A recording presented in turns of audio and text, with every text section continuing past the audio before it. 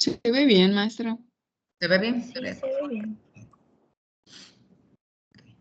Entonces, bueno, el tema que vamos a iniciar es el de estimación. Si recordamos la primera presentación que tuvimos, ahí vimos una narrativa de cómo tratamos los datos, ¿no? Desde que los obtenemos, ¿sí? Cómo los ordenamos, los identificamos y después los empezamos a analizar. Por eso hicimos la revisión de cuáles eran el tipo de variable, las cualitativas, las cuantitativas. Después, cómo podíamos ordenarlas de acuerdo a la estadística descriptiva correspondiente para cada tipo de variable, que ese es el primer tipo de análisis que hacemos. Cuando tenemos un conjunto de datos, ya que ordenemos y pues hacemos el análisis descriptivo, que es lo primero, el primer paso, y de acuerdo a lo que nuestro diseño y nuestro estudio diga, nuestros objetivos, iniciaremos este segundo paso, que es la estimación, de acuerdo a los objetivos. O sea, nuestros objetivos deberá quedar plasmado si nosotros vamos a hacer algún contraste con la información que tenemos. Entonces aquí vamos a empezar con lo que es estimación. Dentro del gran área que abarca la estadística, nosotros tenemos estadística paramétrica y estadística no paramétrica. Estadística paramétrica es aquella que requiere una serie de elementos muy puntuales y es bastante rigurosa en los criterios para utilizarla. Y la estadística no paramétrica es tan bondadosa como la paramétrica, pero no requiere tantos criterios. Entonces, por ahora vamos a ver algunos elementos de estadística paramétrica, ¿sí? En la estadística paramétrica, uno de los elementos fundamentales es que vamos a trabajar con variables cuantitativas, ¿sí? Van a estar considerados las variables cuantitativas, las distribuciones normales, que hubo cálculo y selección de la muestra, todos estos aquellos elementos que hemos repasado brevemente, pero los hemos tocado, ¿sí? Entonces, lo que vamos a ver primero son algunos elementos de estadística paramétrica, ¿sí? Y vamos a empezar con la estimación, ¿sí? Entonces dice, la estimación puede ser puntual cuando se trata de un punto en una línea recta, por ejemplo, la media. O sea, ¿a qué nos lleva cuando decimos estimación? ¿Sí? O sea que nosotros vamos a utilizar un elemento de una muestra para estimar el comportamiento en una población. Es a lo que nos lleva la estimación. Por eso implica cálculo y selección de la muestra. O sea, cuando nosotros tenemos una media muestral, podemos inferir el comportamiento de la media poblacional. ¿Sí? Y también tenemos otra forma de estimación, que es la estimación por intervalos, y que es la probabilidad de que el intervalo contenga el parámetro estudiado. ¿Sí? Recordemos que parámetro es aquel que viene de la población y estadístico es el que viene de la muestra. El intervalo de confianza lleva a un recorrido de valores que se consideran aceptables en la población.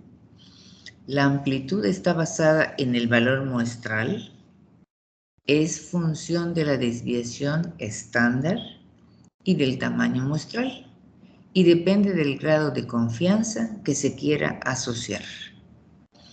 La probabilidad de que un intervalo de confianza incluya al parámetro estimado se llama coeficiente de confianza. O sea, ahora todos estos elementos y todos estos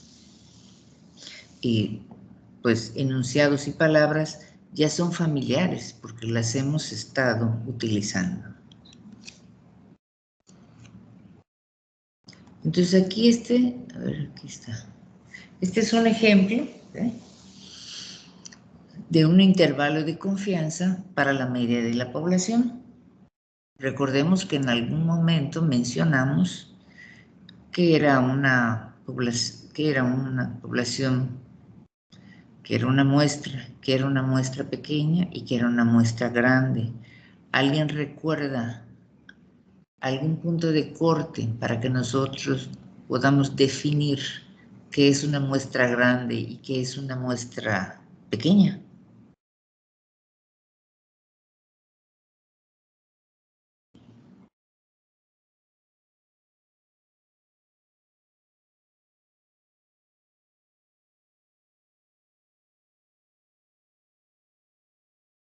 ¿Tenía que ver con la cantidad de la población? Sí. Entre más. Maestra. Sí, ¿escucho?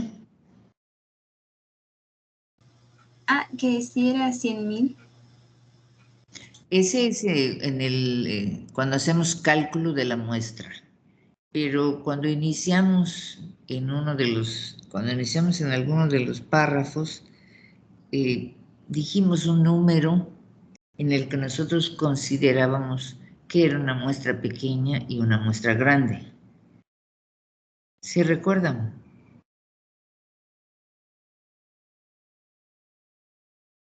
Creo que una muestra pequeña es menos de 30. Exacto. O sea, una muestra pequeña es aquella menor de 30 elementos. Y una muestra grande comenzamos a considerar de 30 y más. ¿Sí?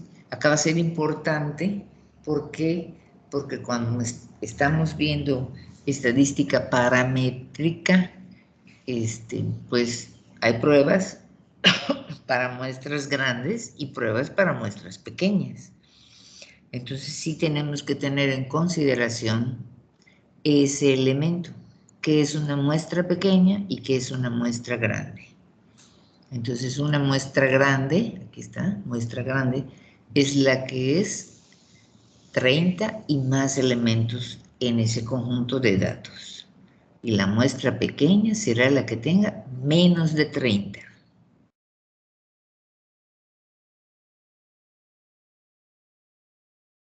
¿Hasta aquí estamos bien?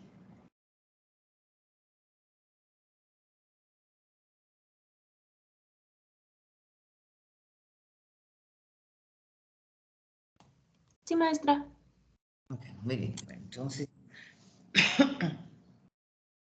Entonces, si nosotros tenemos una estimación puntual, pues la estimación puntual va a ser la media. O sea, la media como la calculamos en los ejercicios. Sumamos todos los elementos, los dividimos entre el número de elementos y ese valor va a ser la media. ¿Sí? Es la estimación puntual. Pero si nosotros queremos hacer el cálculo del intervalo de confianza de esa media, o sea, calcular en qué rango de datos se está moviendo ese valor puntual, entonces calculamos un intervalo de confianza. Este caso, este ejemplo que muestra, es el intervalo de confianza para muestras grandes, para la media de una población. O sea, la media de una población es que es una muestra grande, ¿sí? Entonces, aquí podemos ver que está la media. ¿Y qué es lo que vamos a calcular cuando nos piden calcular un intervalo de confianza? Es el lado izquierdo y el lado derecho del límite, ¿sí? Entonces, el límite de confianza inferior y el límite de confianza superior de ese valor puntual. Entonces hay una constante que nosotros vamos a calcular. Esa constante va a incluir en el numerador el valor de z. Aquí la simbolización es z alfa sobre 2, porque quiere decir que vamos a considerar las dos partes de ese valor, la parte izquierda y la parte derecha, que en estos casos son valores positivos y negativos. Y ¿cuál es la simbolización de sigma? ¿Recuerdan? ¿Qué quiere decir este sigma?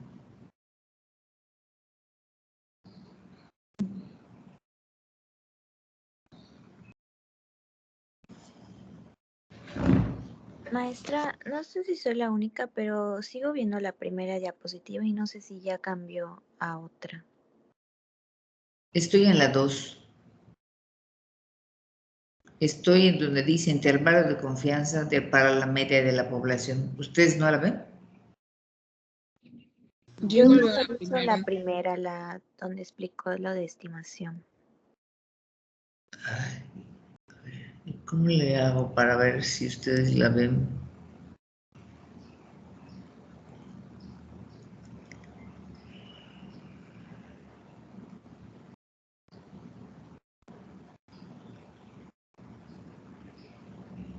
Bueno, me salgo y vuelvo a entrar a ver qué sucede. ¿Sale? Va a salir. Entonces, vamos a ver aquí. ¿Ya la ven?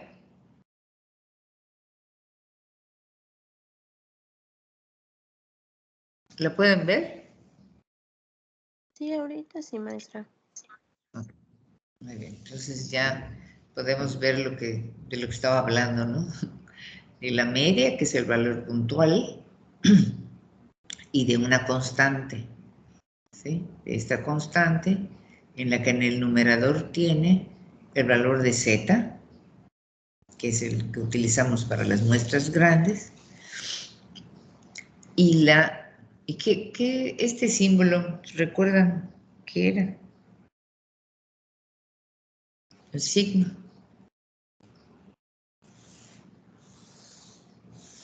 Era para la desviación estándar. Exactamente, es la desviación estándar poblacional. Entonces, en el numerador vamos a tener z alfa sobre 2, porque vamos a considerar el valor de z para las dos, para la izquierda y para la derecha, por el valor de la desviación estándar. Y en el denominador vamos a tener la raíz cuadrada del tamaño de la muestra, donde haya salido esta media. O sea, esta es la fórmula para el intervalo de confianza para la media de la población. Y aquí nos dan, en esta tablita, los valores utilizados comúnmente, de acuerdo al nivel que le queramos poner a este cálculo del intervalo de confianza. Entonces aquí tenemos, si tenemos un 90% de confianza, podemos utilizar el nivel de significancia de 0.10 y este es el valor de z, alfa sobre 2, 1.645. Si tenemos el 95% de confianza y un nivel de significancia de 0.05, el valor de z va a ser 1.96. Si tenemos un coeficiente de confianza del 99% y el nivel de significancia de 0.01, el valor de z alfa sobre 2 va a ser 2.58.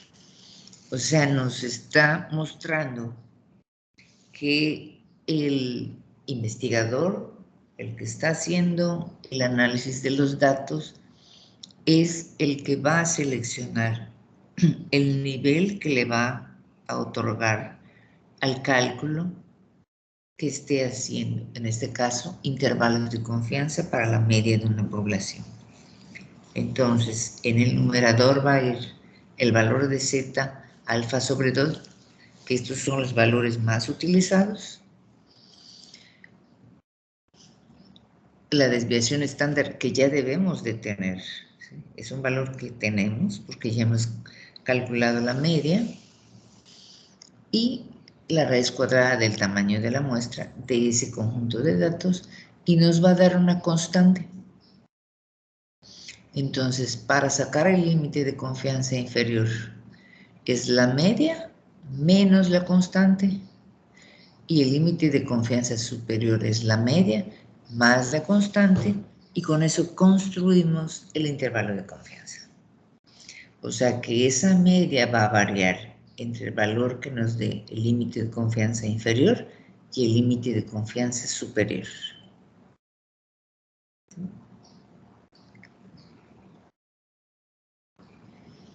Espero que tengamos en consideración. Esto es para muestras grandes, ¿sí?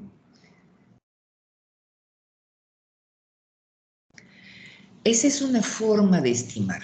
O sea, nosotros tenemos para estimar un valor puntual, intervalo de confianza, que es una forma de hacer estimación en un conjunto de datos.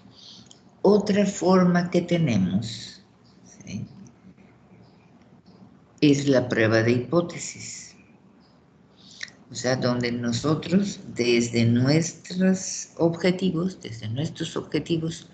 proponemos qué es lo que queremos comparar.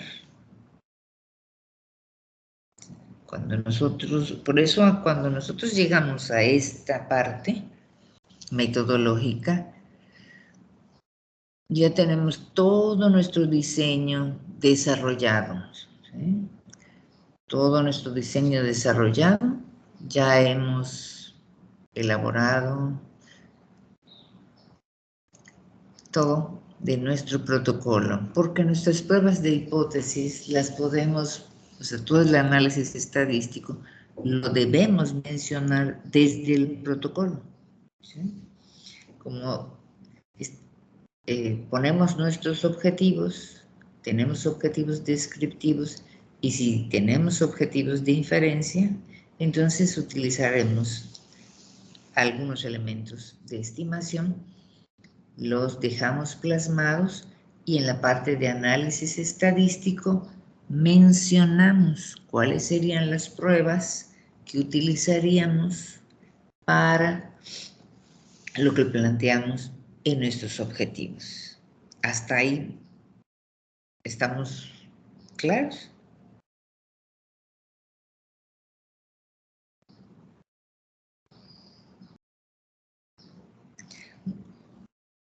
Ustedes han desarrollado algunos trabajos, han puesto todos sus antecedentes, han puesto el diseño de su trabajo, han puesto objetivos, ¿sí? Entonces aquí lo que estamos haciendo es la parte metodológica medible que nosotros incorporamos cuando vamos a hacer ya el desarrollo de ese trabajo, ¿sí? Primero lo planteamos en nuestro protocolo. El protocolo es la guía, es el guión.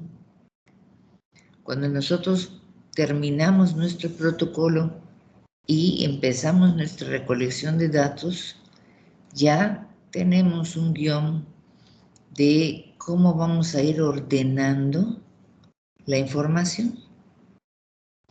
Estadística descriptiva, estadística inferencial, en caso de que hubiera, cuáles son nuestras variables, de qué tipo son nuestras variables.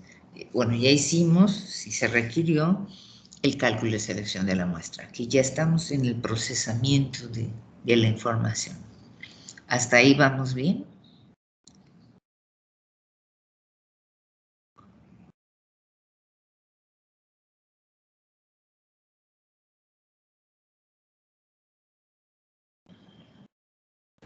Sí, maestra.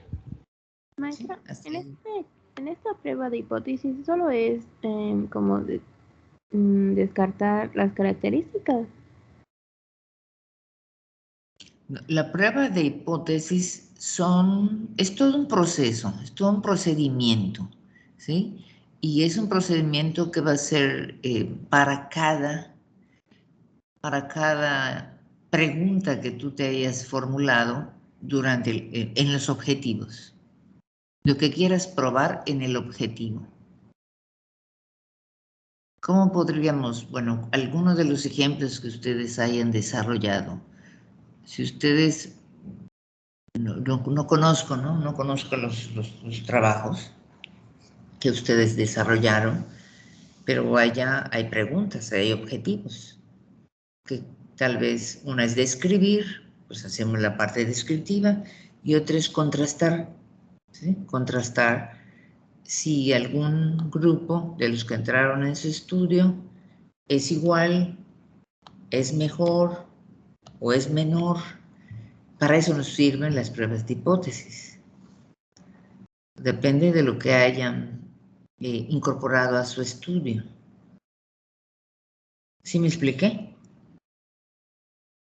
O sea, esos trabajos que ustedes utilizaron pueden servir para analizar los datos que obtuvieron, de acuerdo a cómo los hayan obtenido, esto que estamos ahorita platicando. Porque en algún momento obtuvieron datos, los procesaron y hicieron un informe, ¿no? Entonces, bueno, esos mismos datos podríamos ver si se pueden aplicar a estos por el tipo de variable, por la forma en que se obtuvo.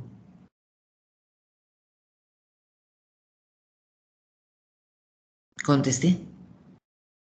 Sí, maestra, gracias. Okay. Entonces, ya que definimos bien qué es una forma de estimación puntual y por intervalos, bueno, otra opción son las pruebas de hipótesis, ¿sí? Las pruebas de hipótesis nos van a dar información acerca de si lo que estamos planteando lo podemos contestar. O sea, si yo digo que el comportamiento de la media de un grupo de adolescentes de una escuela particular, de la media del peso, vamos a poner peso porque es una variable cuantitativa, de la media del peso de unos estudiantes de preparatoria de una escuela 1 es similar a la media del peso de los estudiantes de la preparatoria 2. O sea, una preparatoria 1 y una preparatoria 2. Y digo que es igual, o sea que no hay diferencia. Entonces yo puedo probarlo a través de aplicar una prueba de hipótesis. ¿De qué va a depender? Del tamaño de la muestra. O sea, tendré que hacer el cálculo de selección de los alumnos que van a voy a integrar en mis grupos. Y si son menos de 30, aplicaré una prueba de hipótesis. Y si son más de 30, aplicaré otra, porque conocemos muchas pruebas de hipótesis, ¿sí? Las usamos, ¿sí?, en el lenguaje, las leemos en los artículos, ¿sí? ¿Ustedes me podrían mencionar alguna prueba de hipótesis que hayan leído en algún artículo o que hayan revisado?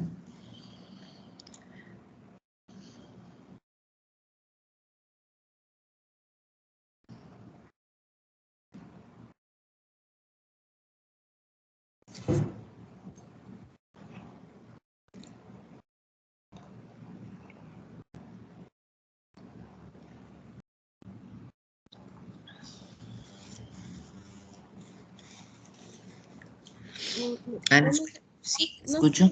si es una prueba de hipótesis, pero me acuerdo que en la prepa nos hacían como que una grafiquita, que nos hacían como que, en que estoy leyendo la diapositiva, que nos hacían como que cuando se rechaza, o sea, de 0.5, de 0 a 0.5 se rechaza y de punto, no sé, 10 a 0.15 se acepta, pero no sé si sea una prueba de hipótesis. Y lo que viene siendo lo del medio era como que el rango de de aceptación o algo así. No sé si está bien, algo así recuerdo. Sí, estamos hablando sí, de los rangos de aceptación y de rechazo de acuerdo al nivel de significancia que le hayas puesto a tu prueba y que después de haberla realizado, ¿dónde queda? ¿Sí? ¿Dónde queda? Sí, pero es parte del desarrollo, ¿sí? Pero por algunos nombres, ustedes los han escuchado. ¿Han escuchado la T de Student? ¿La chi cuadrada?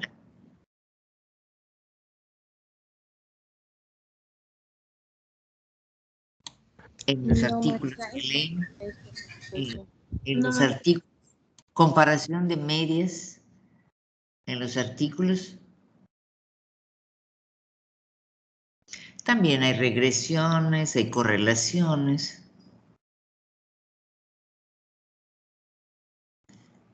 que pueden ser paramétricas y no paramétricas. En los artículos que revisan, ¿no? Para hacer pues sus antecedentes, y les hablan allá de nivel de significancia, de que si fue significativo o no lo que revisaron. Pues ciertos investigadores hicieron este estudio donde compararon y pues, no salió significativo. ¿Sí? A ver, creo que alguien está hablando en el chat. Vamos a ver.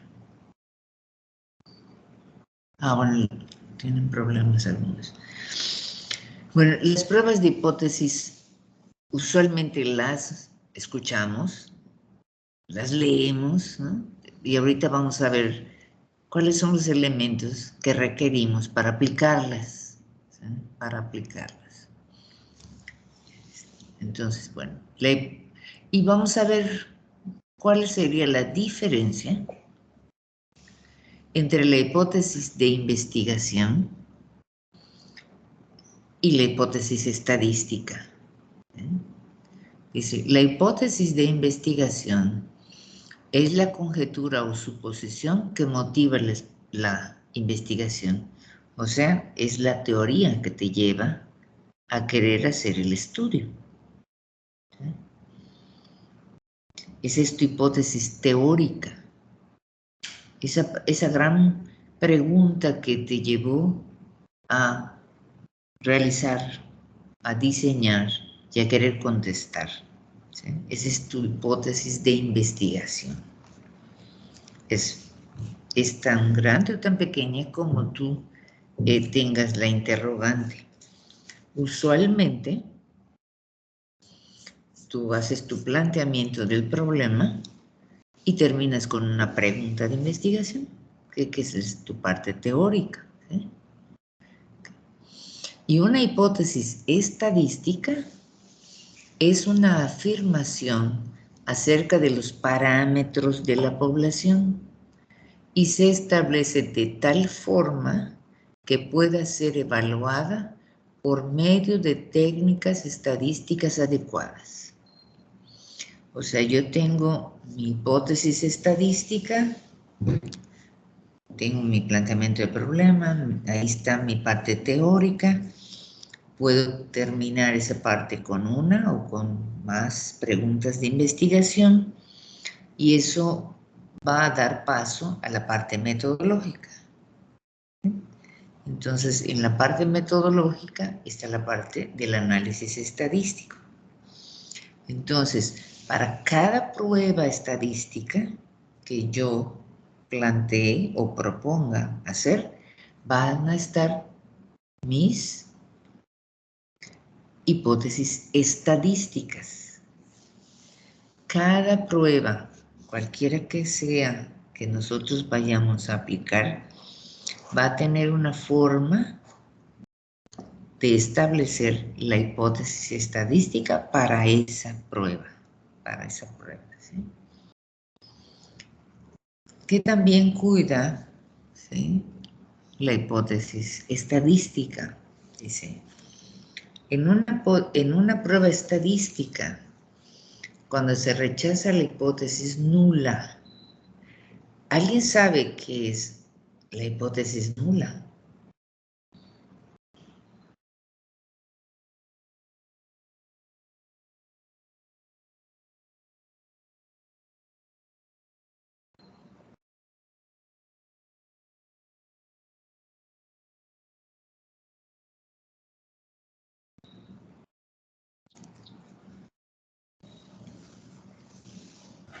Es la hipótesis que niega nuestra hipótesis. La hipótesis nula siempre va a ser la igualdad, es la que dice que son iguales. Es la hipótesis nula. Hay autores que ponen que sea el contrario de la hipótesis alterna, ¿sí? Y alguien nos podría decir que simboliza la hipótesis alterna. ¿O qué pongo en la hipótesis alterna? ¿Qué estoy indicando cuando pongo mi hipótesis alterna? H0 es la hipótesis nula y H1 o HI es la hipótesis alterna, ¿sí? Son los símbolos con los que los reconocemos. Entonces, en la hipótesis nula va a ser la igualdad, o sea, no hay diferencia. Es lo que estoy enunciando. Y las hipótesis alternas son las hipótesis de investigación. Es donde yo dejo plasmado lo que quiero probar. ¿Sí? Lo que quiero probar. Que sea diferente. O sea que lo que estoy contrastando entre un grupo 1 y un grupo 2 sea diferente. O que el grupo 1 sea mayor al grupo 2. O que el grupo 1 sea menor al grupo 2. Eso lo plasmo en la hipótesis alterna, que es la hipótesis de investigación, que es lo que quiero probar.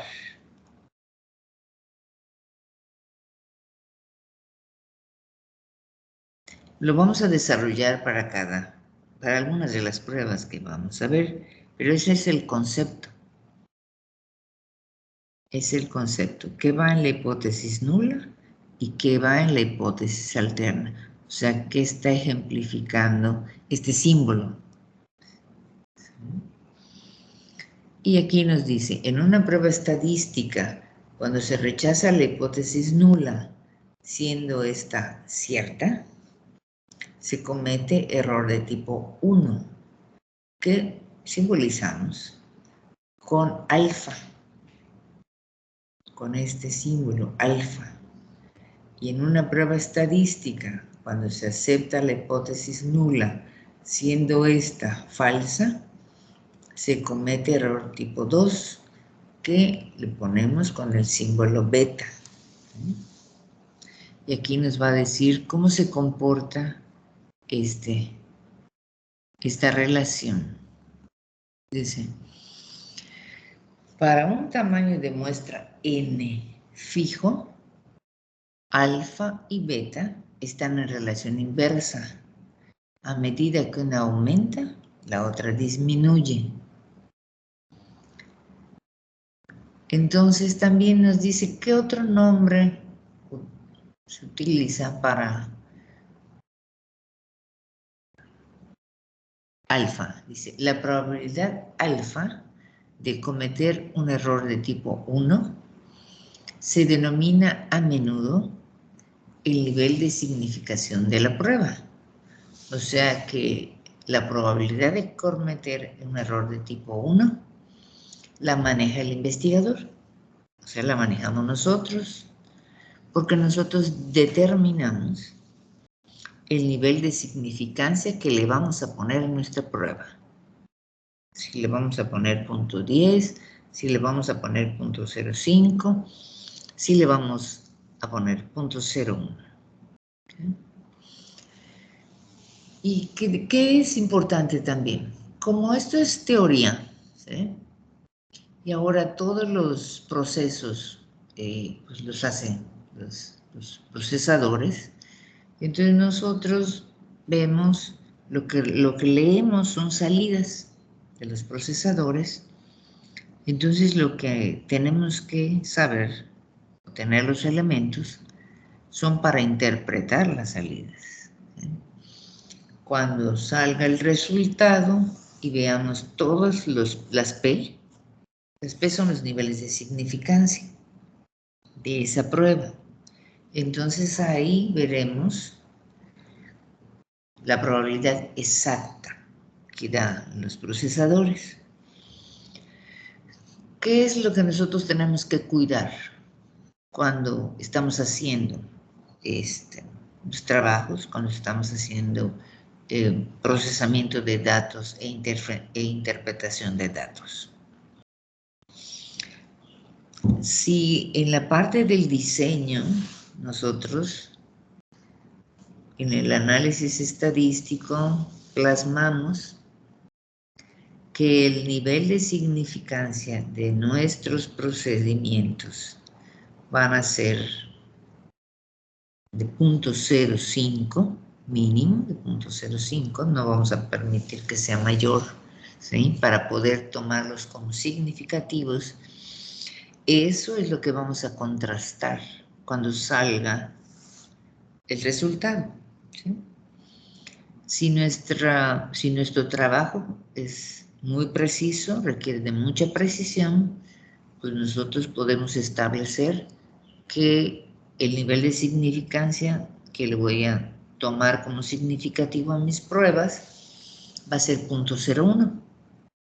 Entonces, cuando salgan los resultados del procesador, ustedes ven en la columna de P que pueden salir 0.01, 0.0001, porque son probabilidades exactas, pero puede salir un 0.06 o un 0.07, ¿sí? O un 0.03. Mi corte fue 0.01, porque eso es lo que yo requiero para ese trabajo que estoy haciendo. Entonces, aunque en el procesador la probabilidad sea 0.03, que según el estándar, que es 0.05, sea significativo, yo, el investigador, no lo puede tomar como significativo porque mi corte en mi diseño decía que era 0.01. ¿Sí me expliqué? O sea que el punto de corte para que sea significativa una prueba la pone el que está haciendo el estudio. Desde que plantea el análisis estadístico en el diseño.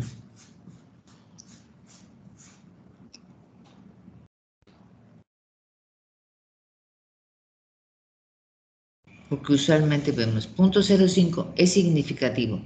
Bueno, sí es significativo porque es lo que usualmente se acepta, pero tendríamos que ver qué dijo esa persona, qué dijo ese investigador, de cuál era su punto de corte. Si su punto de corte es 0.01, ese valor de 0.05 no es significativo para esa prueba en ese contraste que se está realizando.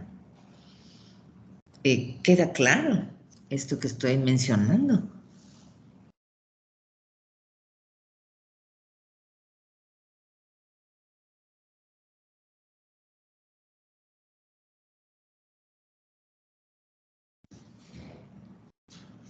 Maestra, a mí no me quedó claro los datos que se usan para determinar estos puntos de corte. O sea, los niveles de significancia, en el caso de las muestras grandes, que son de 30 y más, son los que están dentro de la distribución normal.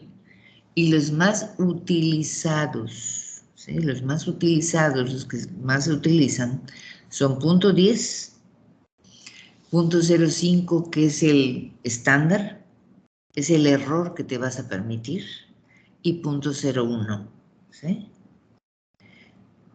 Pero ¿cuál sería el caso en el que un 0.05 no fuera el valor, ¿sí? Cuando el investigador define que su trabajo, que lo que está procesando, que las pruebas que está aplicando, las va a considerar como significativas cuando sean 0.01 o menor. Se hace el proceso, salen los datos y para esa ese contraste que él requería, sale 0.03. Que si yo veo, la P.03 es significativo, pero tengo que tener en consideración cuál es el valor que él puso. Si él puso que el valor para considerar significativo era 0.01 menor, ese 0.03 no es significativo para ese particular contraste. Ahora sí me expliqué o todavía. ¿O de dónde sale? Sí, esto sale de la distribución normal y son los más utilizados. ¿Qué pasa si yo, cuando estoy haciendo el desarrollo, o sea, el texto de mi análisis estadístico, pongo que el valor que voy a aceptar como significativo va a ser 0.10, ¿sí? Es un valor que me permite mucho error, pero yo tengo que argumentar muy bien por qué estoy aceptando ese 0.10. Es mucho error, pero puede ser que el estudio no requiera tanta precisión y puedo argumentar por qué. El que se acepta como máximo error a aceptar es el 0.05.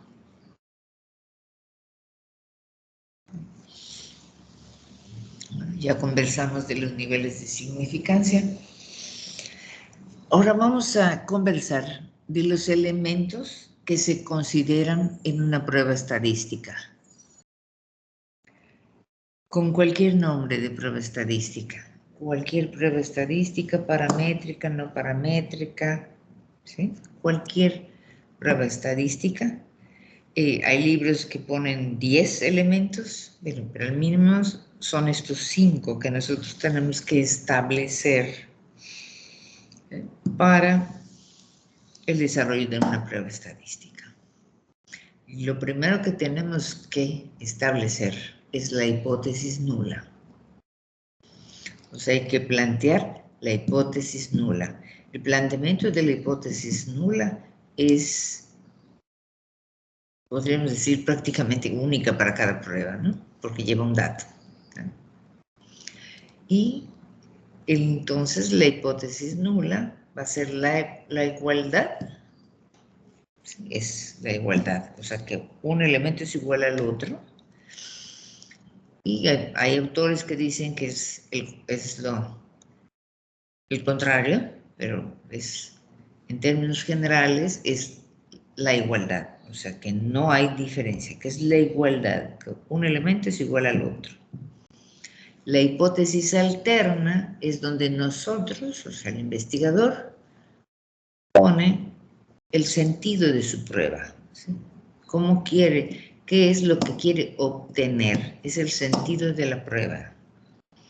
Si no tenemos muchos elementos, que esa es otra consideración, si nosotros vamos a hacer un estudio donde no tenemos muchos elementos, mucho conocimiento, se está todavía iniciando, ¿sí? en esa línea, entonces nosotros ponemos que en la hipótesis alterna, que es diferente, porque no conocemos, ¿sí?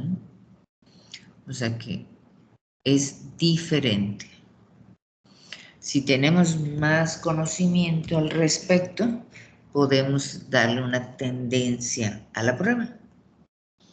Y ahí es donde nosotros ponemos que la prueba, o sea que una es menor que otra, o una es mayor que la otra. Esa es la tendencia de la prueba. Ya que tenemos nuestra hipótesis nula y nuestra hipótesis alterna, entonces el tercer punto es el estadístico de prueba. El estadístico de prueba es la fórmula. Es la fórmula que es para cada prueba. Cada prueba estadística tiene su fórmula y ese es el estadístico de prueba. Ya que tenemos identificada la fórmula, o sea, ya sabemos cuál es el estadístico para la prueba que vamos a desarrollar. el otro paso importante es la regla de decisión, ¿sí? En este punto es donde nosotros especificamos el valor de alfa, que es el nivel de significación de la prueba, y la región de rechazo, que es donde vamos a especificar si es nada más diferente, ¿no? Entonces tenemos las dos colas. Si es de un lado, o sea, si yo digo que es mayor, tenemos una cola a la derecha, y si yo digo que es menor, tengo una cola a la izquierda. Aquí lo vamos a especificar en la regla de decisión. Y con estos resultados nosotros podemos concluir.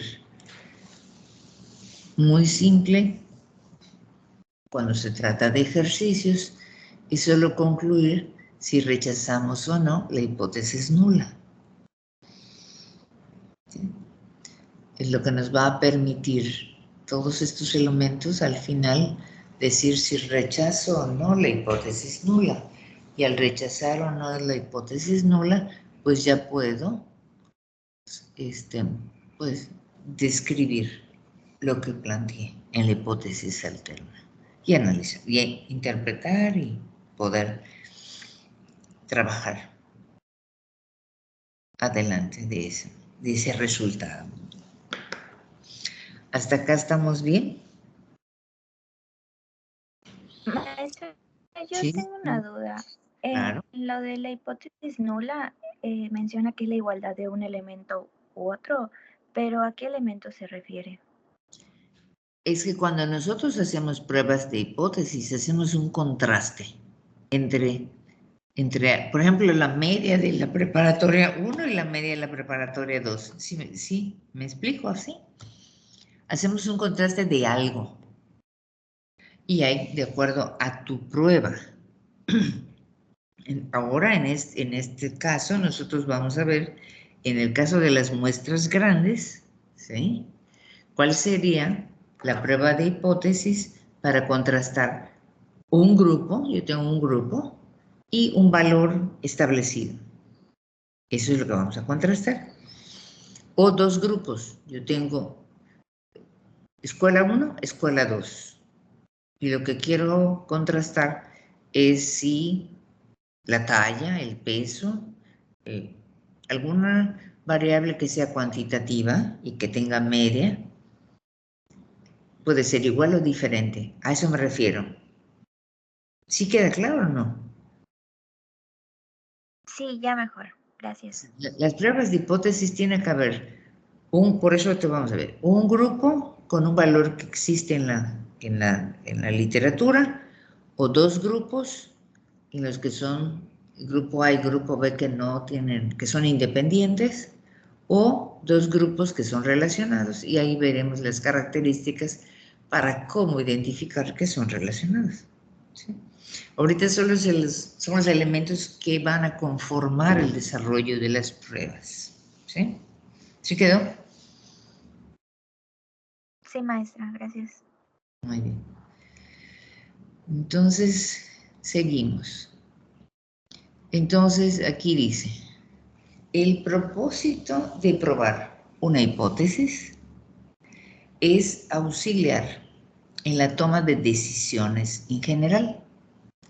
Dice, la decisión estadística debe considerarse junto con toda la información importante de que disponga el investigador.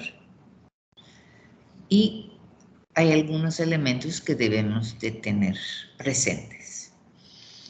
En el caso de la estadística paramétrica, que son la que estamos tratando ahorita, y que van a ser comparaciones de medias, lo que vamos a tratar. Bueno, lo primero que tenemos que identificar es que estamos trabajando con una variable cuantitativa. ¿Sí? Tenemos que saber que la variable con la que estamos trabajando la identificamos muy bien y es una variable cuantitativa, porque vamos a utilizar medias. ¿Sí? ¿Qué otro elemento tenemos que tomar como supuesto? Que tienen una distribución normal y homogeneidad de varianza. Esto usualmente lo tenemos en consideración porque son muestras grandes y las muestras grandes tienden a la normalidad. Pero hay pruebas que se aplican para confirmar si tienden a la normalidad. Otro elemento va a ser tamaño de la muestra y si hubo cálculo y selección de la muestra. O sea, de hecho aquí debe haber, porque son paramétricas. Número de grupos, eso es lo que acabamos de platicar brevemente. O sea, ¿de cuántos grupos se trata? ¿De 1, de 2, de 3, de más? ¿Cómo se llamarán entonces las pruebas? Y el nivel de significancia que le vamos nosotros a otorgar a nuestra prueba. O sea, hay que tener siempre presentes cuando trabajemos con más de una prueba, o sea, una prueba paramétrica o una prueba no paramétrica. Entonces, en este caso, estamos hablando de comparación de medias. Ya vimos que comparación de medias porque son variables cuantitativas y de acuerdo al tamaño de la muestra, pues serán menores de 30 o mayores de 30. ¿Sí? Entonces, dice, cuando nosotros, este es uno de los primeros casos, cuando nosotros tenemos un valor muestral, ¿qué quiere decir un valor muestral? Que tenemos un grupo. Solo tenemos un grupo. O sea, ustedes, por ejemplo, salieron a su práctica, tienen un protocolo, o sea, tienen un protocolo ya diseñado sobre lo que van a hacer. O sea, yo cuando salgo a mi práctica, ya tengo que tener mi protocolo para saber qué voy a hacer y cómo voy a analizar esos resultados que voy a obtener. ¿Sí? Todo aquello que comentamos, ya tengo mi, el formato que voy a aplicar, para qué me va a servir cada uno de lo que va a tener ese formato. Entonces yo ya puedo salir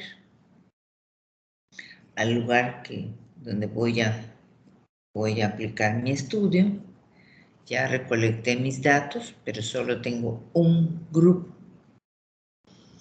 Solo tengo un grupo y tengo una variable cuantitativa. ¿Qué variable cuantitativa ustedes son de las que utilizan más frecuente cuando van a medir grupos?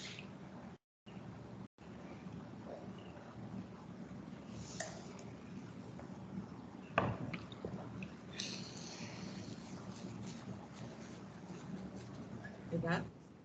Edad, puede ser, perfecto. Edad, otra.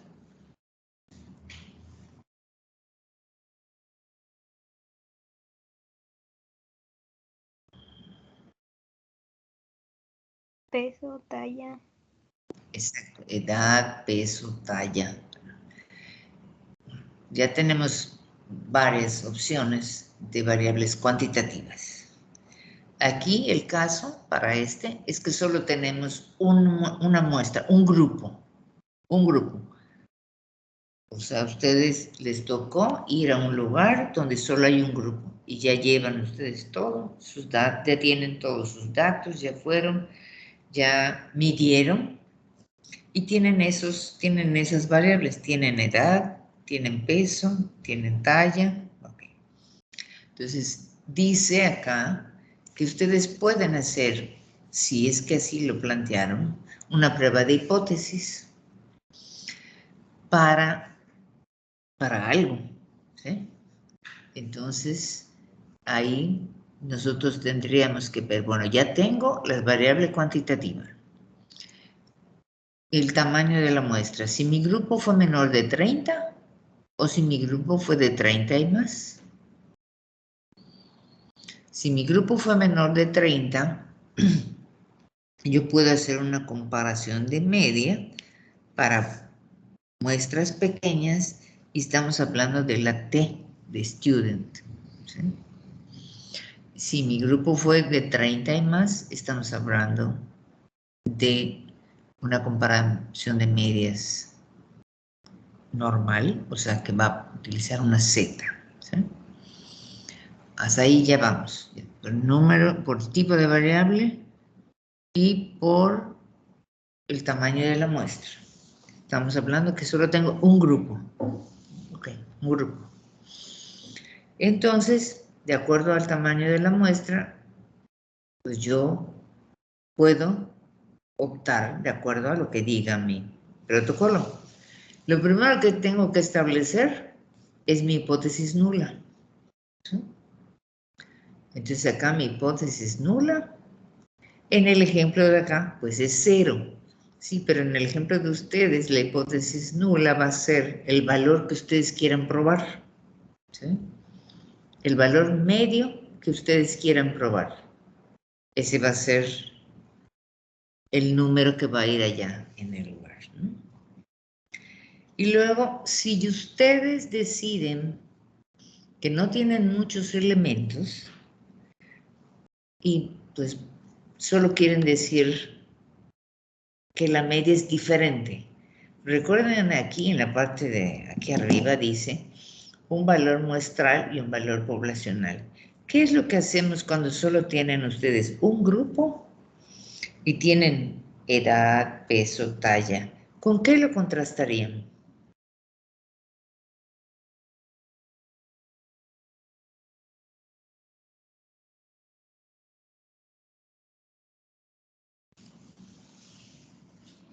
¿Podría ser con un índice como el IMC? Bueno, si ustedes van a medir IMC, pues medirían el IMC de su grupo y el IMC que dice la teoría que tendría que tener el grupo. Ese es el valor poblacional. O sea, lo que la literatura dice que es el valor para el conjunto de datos muy similar al que ustedes estén midiendo. ¿Sí? ¿Sí me explico? O sea, los muchachos, los jóvenes, no sé si es una escuela primaria, escolar, es preparatoria, de esa edad y de ese contexto, deben de tener en promedio, pues, un valor. ¿Sí? Y lo vas a contrastar con lo que la literatura dice, porque el valor que tú vas a obtener es el valor muestral y el valor poblacional es el que la literatura dice que debería tener. ¿Sí me expliqué allá? O sea, si son escolares y son, no sé, de 9 o 10 años, tú mides a los niños de su peso. Y la literatura dice qué peso deben tener en promedio. Entonces tú contrastas lo que tiene tu grupo con lo que dice la literatura. Para ver si son diferentes, porque no conoces mucho.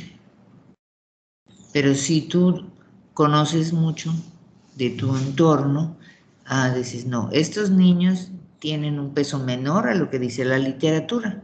Entonces aplicas la prueba para ver si puedes contestar esa pregunta.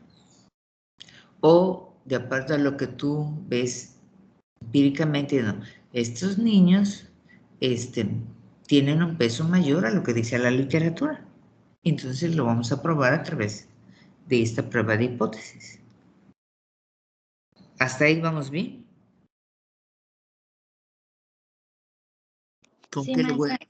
que lo voy a... Entonces, por ejemplo, si es en el caso de los niños que menciona, hay gráficas y hay tablas donde te dice, por ejemplo, peso para la edad, y tú en tu grupo quieres saber si todos esos niños de ese grupo están en su peso para la edad. Entonces el valor muestral es los valores que te da ese grupo, y el valor poblacional es lo que te dicen las gráficas, ¿no? La teoría, exactamente lo que dice la teoría, ese es el valor poblacional. Así es. O sea, pero tiene que ser un valor de medias, ¿sí? Una variable cuantitativa en medias. Por ejemplo, bueno, pues si es IMC, pues el IMC dice que tiene que tener la media para los varones, no sé si todavía, si hay varones y niñas en ese caso de los valores, de las medias para IMC. Bueno, ¿cuál es el valor que debe de tener? ¿Sí? Entonces, el valor que tiene contrastado con el que debería de tener.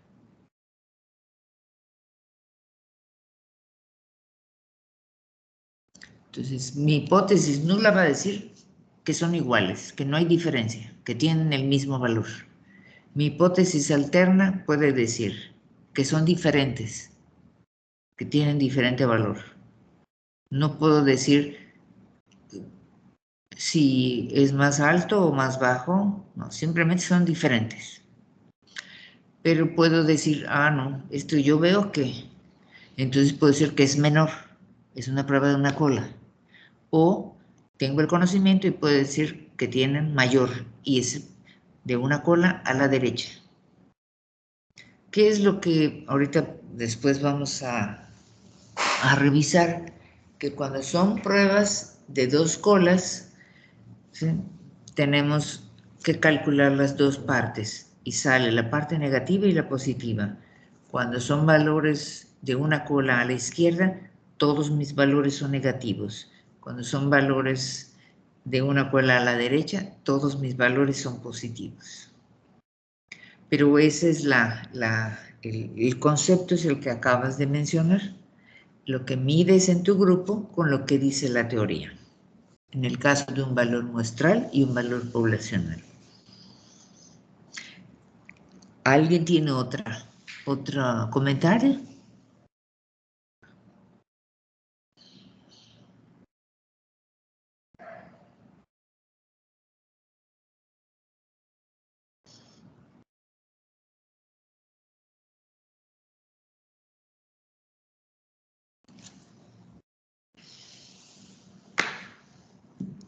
Bueno, vamos a seguir. Aquí dice, tenemos dos valores muestrales independientes. Seguimos hablando de estadística paramétrica, comparación de medias y las características, pues ya sabemos que tenemos que tener una variable cuantitativa, porque es una comparación de medias. Podemos tener el tamaño de la muestra para grupos pequeños que sean menores de 30 o para grupos grandes que sean de 30 y más. Y el procedimiento para plantear las hipótesis estadísticas, bueno, aquí vemos que como son dos grupos, bueno, la hipótesis nula nos va a decir que la media 1 es igual a la media 2.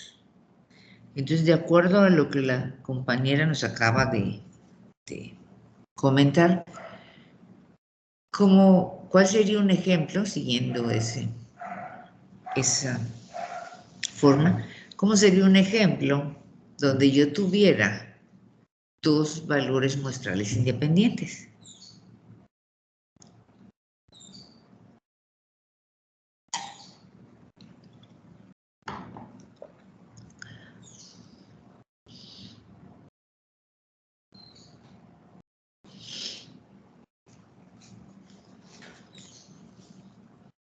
Es lo que habíamos mencionado antes. Voy a tener una escuela A y voy a tener una escuela B, donde la escuela A no tiene ninguna relación con la escuela B.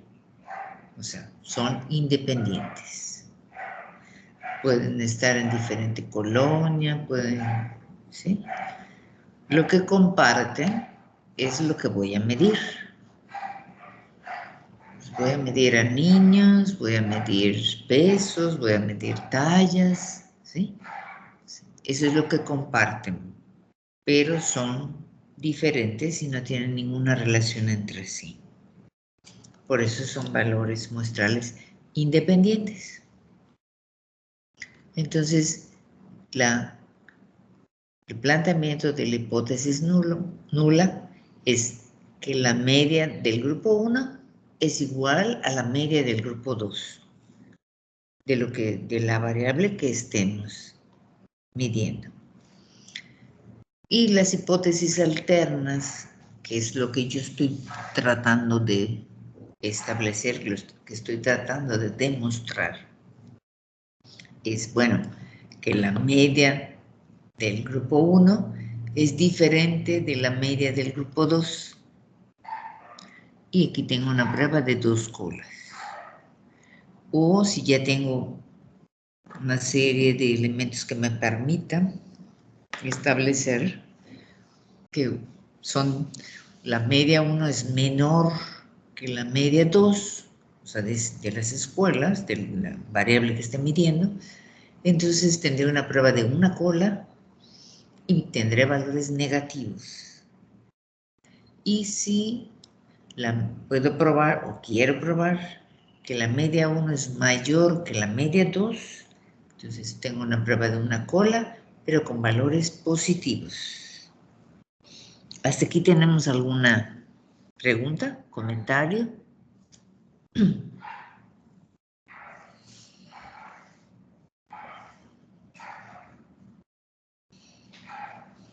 Maestra, es por ejemplo si se quiere comparar, por ejemplo hay una escuela primaria que tiene un turno matutino y uno vespertino y se quiere comparar, por ejemplo, el IMC de los niños, a eso se refiere, ¿no? Como que hay dos contrastes de una sola, o sea, de un cálculo que se quiere hacer. O sea, yo quiero medir el IMC de los niños. La escuela tiene alumnos en la mañana y tiene alumnos diferentes en la tarde. ¿Correcto? Lo que me estás comentando, ¿así es? Sí, maestra, son diferentes. Son completos, o sea, pueden ser hasta los diferentes nombres, ¿no? Porque a veces las escuelas, para utilizar el mismo espacio, pues le ponen un nombre en la mañana y un nombre en la tarde. Y son completamente diferentes, maestros en la mañana y otros maestros en la tarde, o sea, no tienen nada que ver entre sí todos los alumnos de la mañana con los de la tarde, ¿sí? Entonces ahí sí estamos hablando de dos valores muestrales independientes. Y este es el caso. Vamos a medir a los niños de la mañana, medimos a los niños de la tarde y hacemos, pues, los procedimientos de lo que nosotros hayamos planteado. Así es el ejemplo. Así es correcto. ¿Algún comentario de otro compañero o compañera?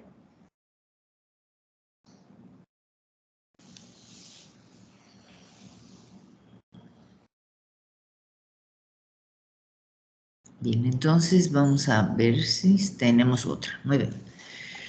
Ahora, aquí tenemos este caso donde dice dos valores muestrales relacionados. Por ahora solo vamos a ver el caso de las muestras pequeñas, ¿sí? O sea, los ejemplos que vamos a tener son para muestras pequeñas. Entonces requerimos variables cuantitativas. El tamaño de la muestra de lo que vamos a desarrollar va a ser de menores de 30. Y los procedimientos, pues ya estamos viendo aquí cómo lo que vamos a medir es la media de la diferencia. En el otro medimos diferencia de medias. Y aquí vamos a medir la media de la diferencia.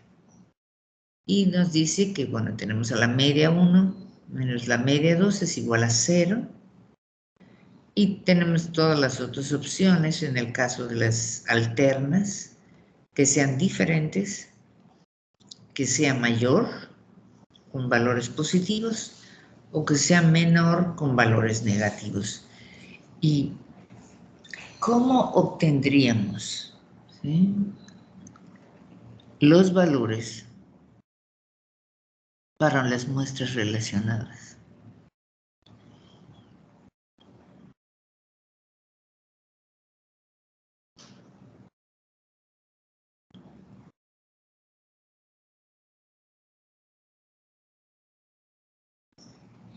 Ya vimos cuando solo es una muestra con un valor poblacional, dos muestras independientes. Y aquí, ¿cómo consideraríamos el caso para dos valores muestrales relacionados? Podría ser, por ejemplo, que sea un mismo grupo, pero, por ejemplo, son dos muestrales porque, no sé, podría ser unos mismos datos para, por ejemplo, hablando del mismo de los niños, ¿no? Por ejemplo, uno de niñas y otro de niños, o sea, que difiera el sexo, pero no sé si está bien. Bueno, ahí fíjate cómo ahí podríamos tener dos valores independientes, porque unos son niños y otros son niñas, si dentro de tu teoría dice que lo que estamos midiendo se comporta diferente en niños y en niñas. ¿Sí me explico? Si el peso, por ejemplo, a determinada edad es diferente en los niños y en las niñas, son grupos independientes. Los podemos tomar como grupos independientes. Niños y niñas, pero por la condición de ser niño o niña. El comportamiento de la variable que vamos a medir, pues puede ser el peso o puede ser la talla, pero es grupo independiente, porque unos son niños y otros son niñas.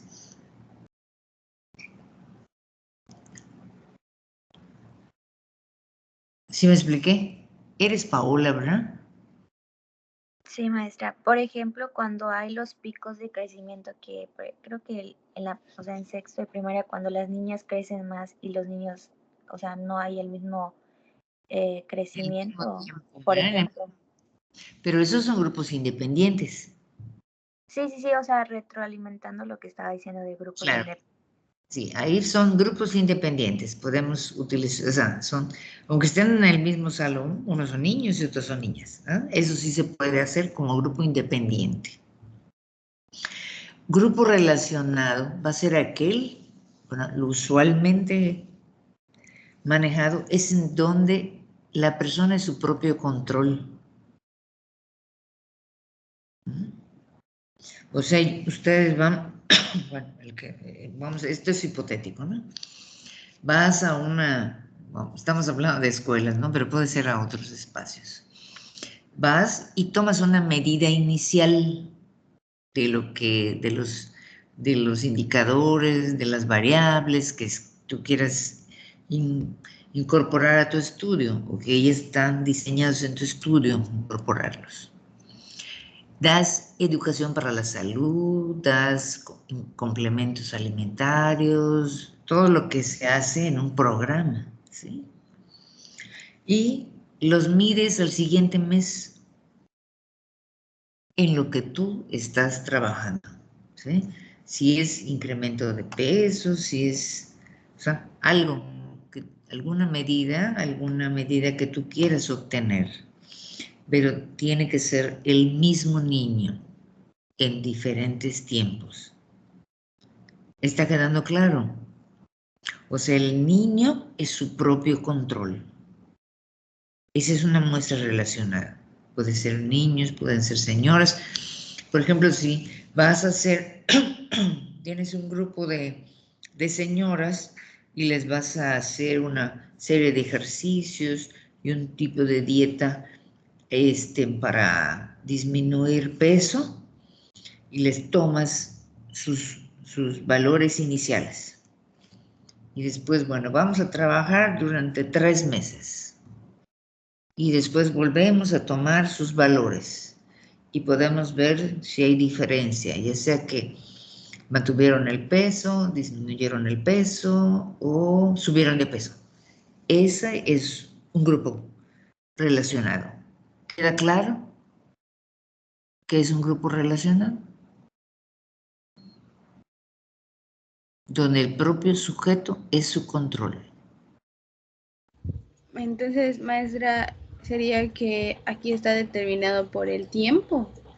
No, por el hecho de que sean ellos su propio control. El tiempo lo podemos determinar 1 mes, 2 meses, ¿sí? Nosotros lo determinamos de acuerdo a lo que estemos aplicando. El detalle es que cada sujeto es su propio control. O sea, la señora 1 en la medida 1 y va a ser la señora 1 en la medida 2. Si yo tengo el peso de la señora 1 en la medida 1 y cuando se necesite hacer la medida 2 la señora no va, yo pierdo todo, pierdo hasta la medida 1. En el caso de las muestras relacionadas, hablamos de pares, son las muestras pareadas. No sé si las han escuchado antes, las muestras pareadas, ¿sí? De hecho, es bastante utilizado cuando hacemos educación para la salud o educación nutricional, porque tomamos medidas basales y luego tomamos medidas a cierto tiempo. Pero tienen que ser los mismos niños, porque si perdemos la segunda medida, pues ya perdimos la primera, perdimos al par.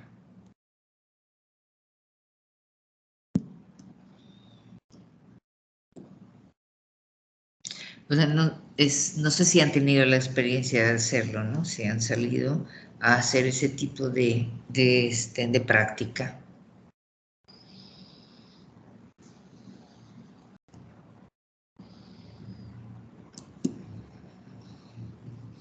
En el caso de 2 valores muestrales relacionados de comparación de medias son 2, o sea, son 2 medidas, la basal y una más.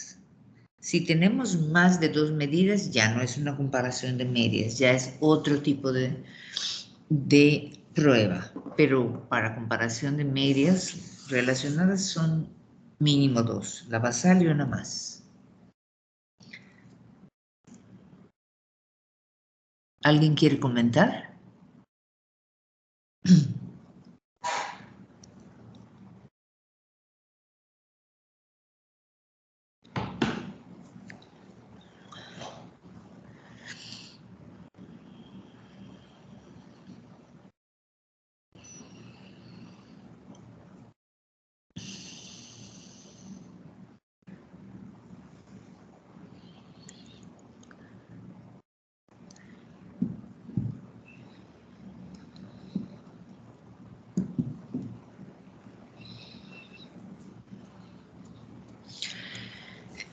Creo que les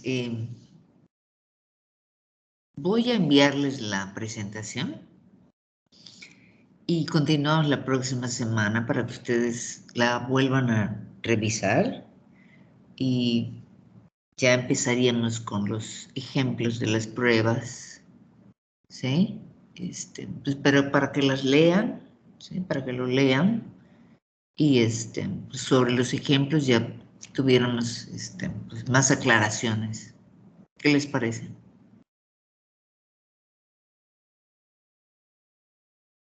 Bien, maestra. Sí, maestra, está bien. Para que puedan releer y pues ver algunos ejemplos y ya sobre la marcha podamos ir.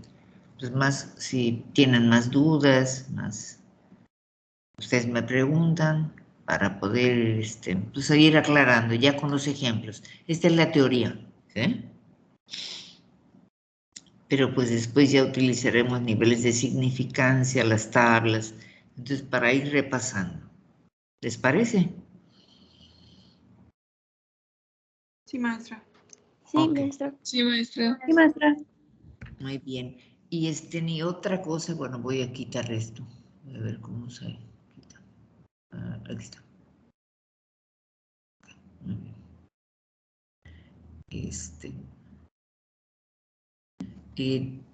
Pues lo que me deben de terminar de enviar, ahorita no he visto si ya hay más. Nada más tener ese presente que es en formato de ADA, con objetivo, el desarrollo del cálculo, la propuesta de la selección, ¿sí? Y uno de cada ejemplo de los que vimos, ¿sí? Entonces tenemos el día para que lo sigan enviando. O revisen lo que enviaron y me lo pueden pues, enviar. ¿Sí? Entonces les envío la presentación para que el próximo viernes ya veamos todo el desarrollo de las pruebas ya con los ejemplos. Ahorita ya vimos la parte de teoría.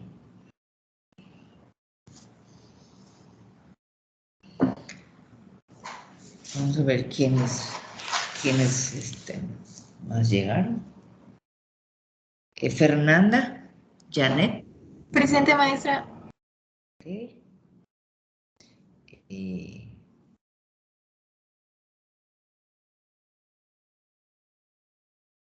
Nadia. Presente, maestra. Bien. Nairobi.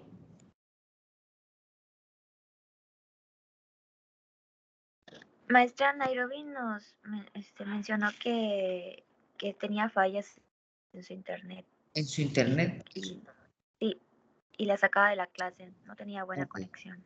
Ok, lo pongo aquí, muy bien. Y Alan. Maestra, no sé si se me escuchó al principio. Creo que no, Alan, pero bueno, está bien. Gracias. Ya estamos todos. Muy bien. Muy bien, entonces nos vemos la próxima semana y ahora en un rato les mando la presentación para revisar y ya con los ejemplos. Muchas gracias, maestra. No, mucho gusto. Nos vemos. Que estén bien. Cuídense mucho.